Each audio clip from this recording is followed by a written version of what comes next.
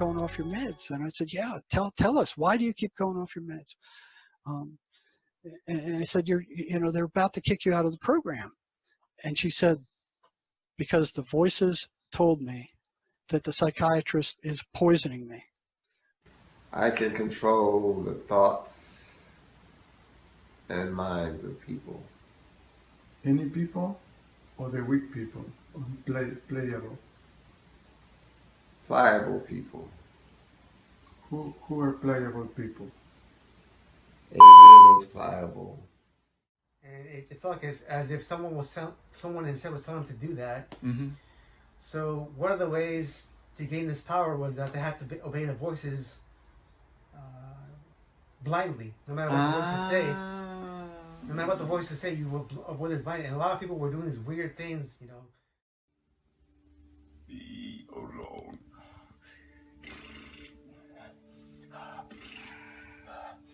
Casual.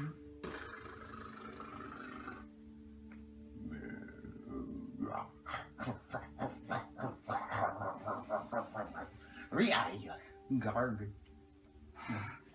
Please just let me go.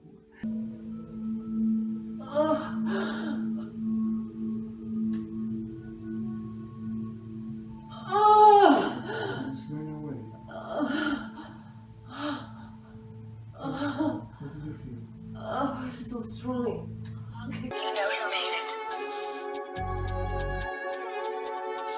it. Here I am watching the psychiatrist at the hospital just dose these guys with these hardcore antipsychotic drugs, which are major tranquilizers. And I'd ask them, I said, what causes schizophrenia? And they virtually all of them said it's a chemical imbalance of the brain. But I noticed that they never, ever gave any lab tests to check on any kind of chemical imbalance of anything. They had no tests that they gave. It was more like a shotgun thing. They'd try one drug. If that didn't work, they'd try another until until they found one that seemed to work the best, but never did they measure anything. And I'm thinking, well, if it's a chemical imbalance, how do they know what's out of balance by how much? Truth is, they didn't. They had no idea. That chemical imbalance theory had to get rid of that, because it was holding up further progress. As long as you believed in that, and that's what all the nurses believed, that's what all the counselors believed, that's what the psychologists believed, and it wasn't true. Matter of fact, there's I have article after article here about how much nonsense it actually is. But I saw for myself that they never measured anything. I found out later they had no idea what the neurotransmitter composition of the brain should be. None. Zero. They didn't know what the balance should be. They didn't even know how much it was even there. They had no way to measure it. So it was a bunch of crap. And I found out they're selling $3.5 billion of antipsychotic drugs a year based on this chemical imbalance theory. So and if you look at their advertisements, they'll say, oh yeah, serotonin is the serotonin's out of balance, and these drugs put it back in balance. You go look on their sites right now, and then you look up the research, and it's total bunk. They're making a fortune off of that lie. So here I'm not trusting the psychiatrist now and what they're saying, and then I found that these schizophrenics all at one point or another stopped taking their meds. It's like they were choosing to go psychotic, and I'm like, why are they choosing to go psychotic? Why do they stop taking their meds? The meds were the only things that kept them sane. So I started asking them questions. Why'd you stop taking your meds? First thing was side effects. Well, we didn't like the side effects. And the side effects they're horrible. They're not good. But if you look at what psychosis is and how bad it actually is, it's terrible. I mean, it's like hell on earth. So after getting this back from a bunch of patients, oh, well, I stopped taking it because of the rotten side effects. So what I did is I did an experiment. I got a whole listing, went to the DSM and wrote down all the attributes of psychosis, all the horrible things, the hallucinations, the nightmares, the night terror, I mean, all the horrible things. And then I gave them a blank sheet of paper on the ones who had quit their meds and had been put back on them. I pull all those guys back in and say, okay, why'd you stop taking your meds? Oh, I didn't like the side effects. Okay, write down on this blank sheet of paper all the side effects that you experienced, because they didn't experience all of them. So they would write down, 5 or 6 or 7, and they weren't good. Dry tongue, sexual dysfunction, dry mouth, feeling groggy. They're not good. Nobody in their right mind would take those drugs at all. I mean, nobody would take them if they didn't have to. And then I gave them this list of psychotic symptoms. I said, check all the ones that you've experienced. And here they are, horrible. And then I would give them both to them, and I would say, which one is worst? Consistently, every single one said going psychotic is worst. And then I'd say, well, then why do you stop taking your drugs? I mean, I said, I can understand why you do it maybe the first time, because you would think that, maybe you could get away with it, or you were getting better, or that it was like taking an aspirin for a headache or something. It would make, no, the psychiatrist already told you that's not the case. That if you stop taking these, you get crazy again. So this is the third time you went off your meds. Why did you do it again? And I questioned scores of them, the same process. And every single one said, I don't know. That went on for like 2 years. They didn't know why they were doing that. And then one day, one of the gals she was schizophrenic, she got in trouble because it was like her third time going off of meds, and they were about to kick her out of the program because she was non-compliant with her meds. Her mother called me from South Georgia and said, you can't send her back here. I can't deal with her. You're the only people that have even gotten her into any kind of half-decent shape. If she comes back here, I know what's going to happen. So she said, I want to come up and talk to you. I want to talk to both of you. We need to get her to graduate. So I said, well, that's fine. Come on up. And I'll meet you this Friday, and we'll bring her in and talk to her. So we brought her in, and she's doing good while she was on her meds. Brought her in, brought her mother in, and her mother and I are both looking at her. And I'd already run her through this thing. And she said, I don't know why, why I did this. And her mother's beseeching her, why do you keep going off your meds? And I said, yeah, tell us, why do you keep going off your meds? And I said, they're about to kick you out of the program. And she said, because the voices told me that the psychiatrist is poisoning me. I can control the thoughts and minds of people. Any people or the weak people? Playable. Pliable people. Who are playable people? Adrian is pliable. People who drink alcohol and drugs? They are too. People who meditate and contact God? Them.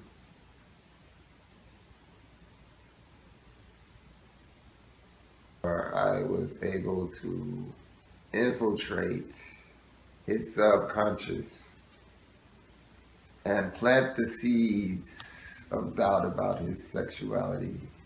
Yes, Adrian, it was me.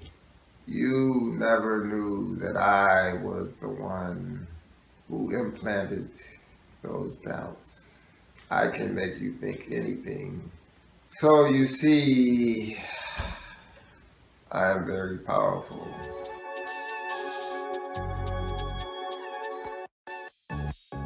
And they said that the side effects of the meds are proof that I'm being poisoned. And that kind of blew my head. I'm like, holy cow. Then what clicked into place was the assault rate on psychiatrists. The assault rate on psychiatrists is it's like 10 times higher than on regular doctors, and it's equal to attendance staff who are with these patients 24 hours a day. So I started asking other patients, why? Is this, do the voices have anything to do with this? And some of them said, yeah, they're the ones that told me I'm being poisoned, that the psychiatrist is poisoning me. Uh-huh. And then, But did you have a specific procedure to activate the evil eye? Somebody Yes. was with you doing that? from what I understand, because I've seen people do this, it was just weird. Like, one of my friends was like going like this with paperwork, like this. And it felt like as if someone instead was telling them to do that. Mm-hmm. So one of the ways to gain this power was that they had to obey the voices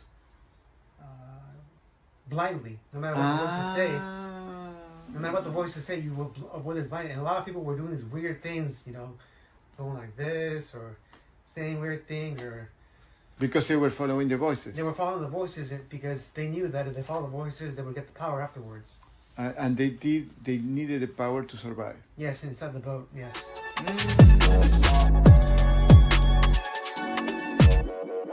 And that was a common complaint. And that's one of the reasons why the psychiatrists get the crap kicked out of them. So what do the psychiatrists do that other mental health staff don't? Is they dish out these meds.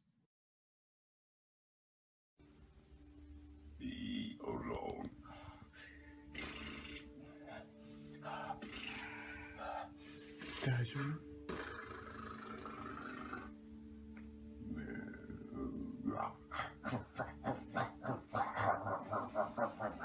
Reiki, garbage. Please just let me go. Please, why you gotta do this? Please let me go. Just let me go.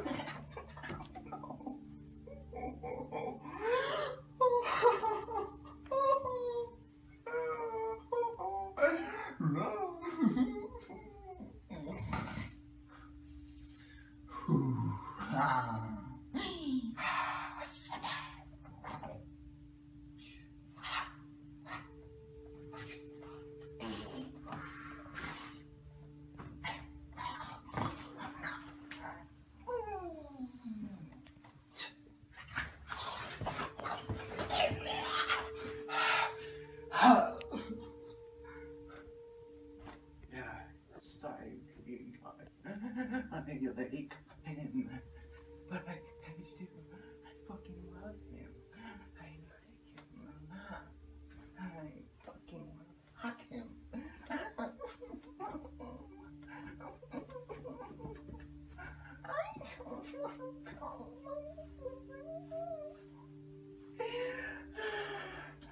Oh no.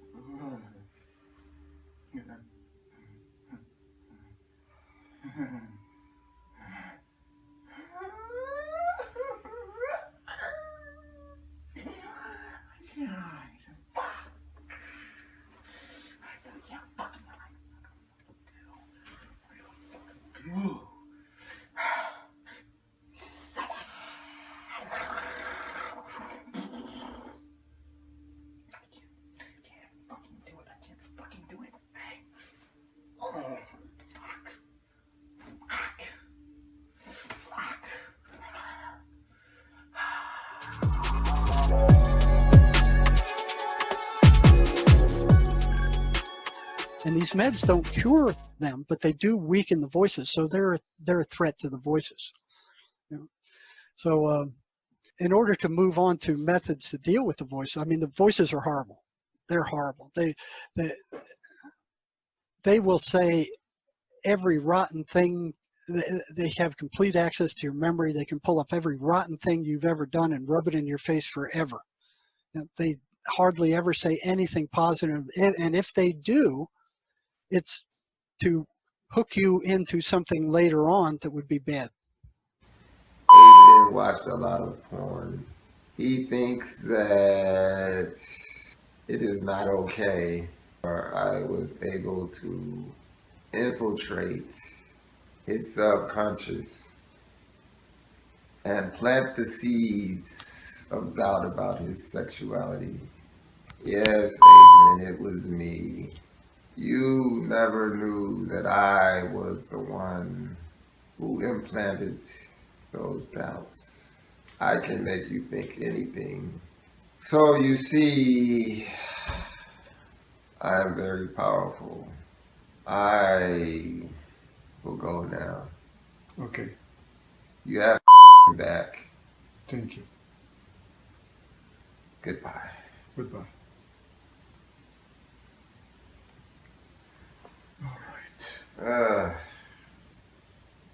That's not what I want to hear, Carlos. I know. It's true that you watch pornography? Yeah, well, I, like, since I was a little kid, and For many years. when all this happened, I stopped. But yeah, it's like years back, I started watching transsexual porn. Mhm. I was just watching it one day. It was like, before it'd be on the screen, you just pass it by, but then it would come up, and then I don't know, there was like an attraction, but in waking life, it's like, well, I don't like that. I'm not attracted to that, but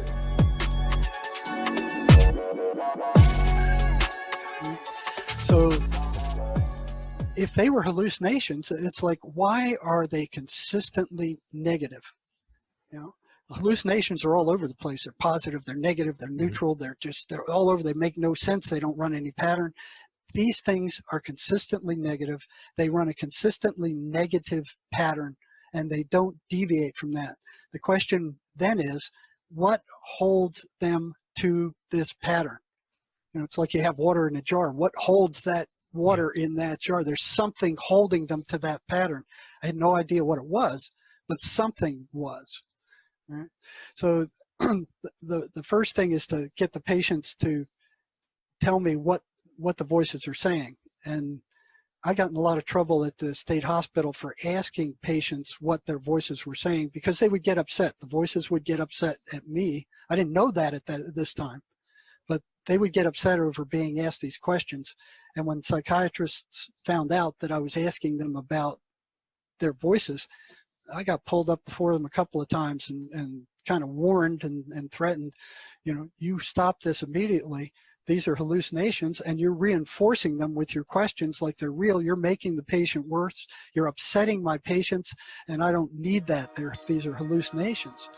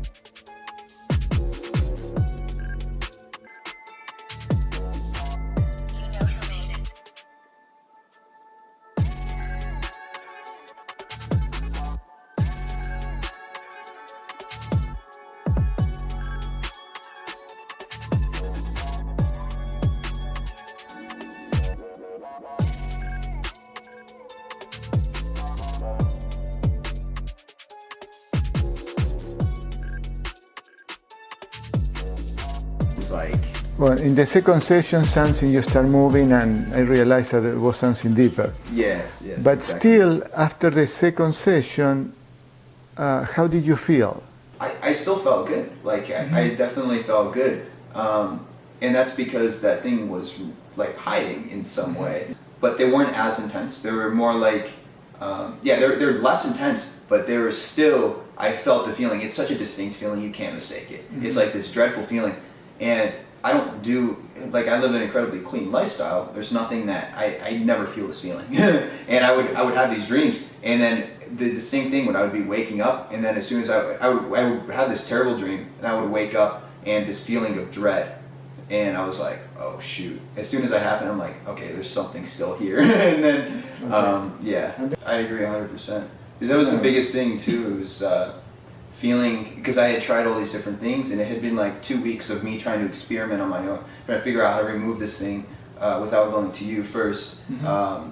And it didn't feel hopeless, because I had been praying to God, but God led me to you to have it released. And then all of a sudden I learned all this amazing stuff. Like if God just snapped his fingers and got rid of it, then I wouldn't have had the pleasure of meeting you and learning all this amazing stuff, and really reinforcing how important it is to truly live a clean lifestyle.